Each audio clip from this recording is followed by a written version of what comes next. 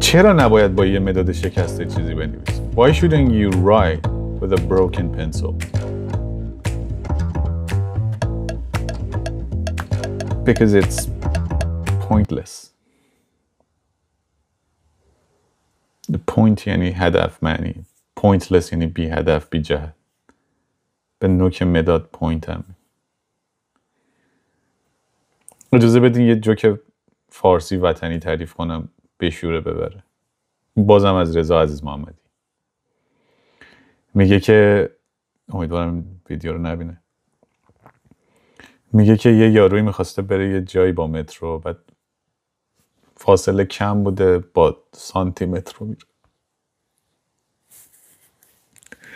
یعنی شما وقتی کاراکتر محبوبت رضا عزیز محمدیه و زبانت هم همزمان بدی نیست، ترکیبش یه چیز افتضاحی بباره. همین روزا دیوید اکانت کن.